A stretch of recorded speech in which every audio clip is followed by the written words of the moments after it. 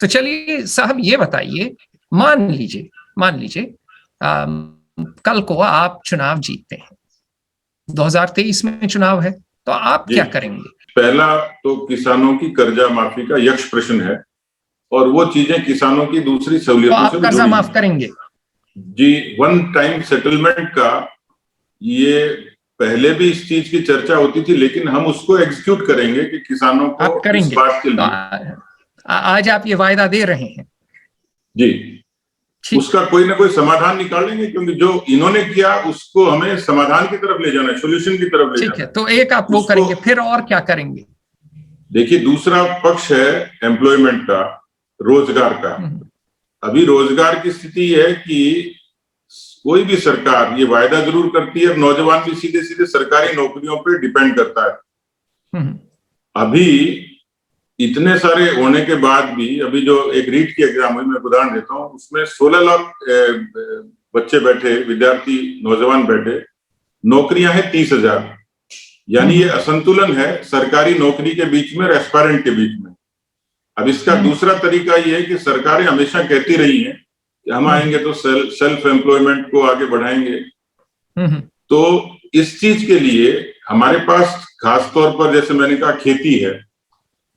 उस खेती से माइग्रेट करने के लिए कोई भी नौजवान शहर में केवल मजदूरी करने के लिए आता है, ग्रेजुएट भी। खेती की सहूलियतें, खेती का नवाचार और उससे जुड़े हुए दूसरे धंधे हैं, उसमें अच्छे अच्छे लोग आज डेयरी फार्मिंग से लेके एनिमल हस्बेंड्री से लेके बहुत सारी ऐसी चीजें जिसमें इंगेज किया जा सकता है, अपने पैरों पे खड़ा हो सकता है। एक टूरिज्म राजस्थान में बड़ा सेक्टर है।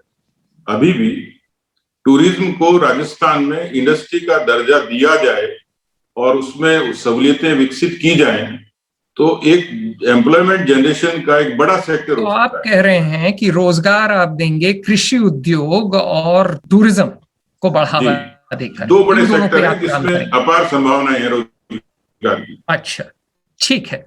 तो क्या सुधार आप लाएंगे कृषि उद्योग बढ़ाने के लिए? क्या सुधार आप लाएंगे टूरिज्म बढ़ाने के लिए? एग्रीकल्चर, मैं एक उदाहरण बताता हूं आपको कि मैं जहां जिस कॉन्स्टिट्यूंसी से एमएलए हूं, वहां टमाटर ज्यादा होता है। बिल्कुल।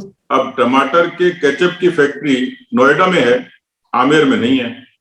एक जो अभी तक जो चीजें कही गई वो एग्जीक्यूट नहीं हुई। ठीक, मतलब मैं समझ रहा हूँ आपका तात्पर्य कि टमाटर केचप भी नहीं, मतलब पास्ता का सॉस भी बन सकता है, वो एक्सपोर्ट भी हो सकता है, कई चीजें हो सकती हैं। बिल्कुल। लेकिन आप कैसे करेंगे? आपको निवेश लाना होगा ना, कैसे करेंगे? ऐसा तो है नहीं कि सरकार एक कंपनी खोल देगी। भाई आना होगा, किसी को फैक्ट्री लगानी होगी, वो क्यों लगाएगा आपकी कंस्टिट्यूएंसी में?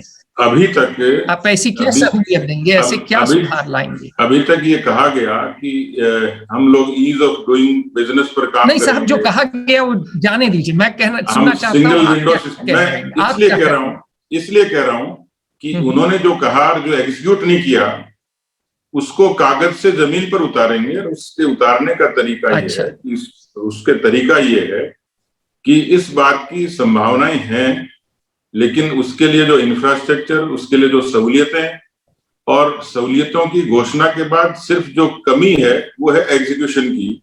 आज देश के प्रधानमंत्री ने, मोदी सरकार ने किसानों के लिए जितने नवाचारों की बात की, आज उस नवाचार को लेके डूंगरपुर का एक किसान 2 करोड़ के तरबूज बेचता है। आज सीकर का किसान केसर की खेती करता है।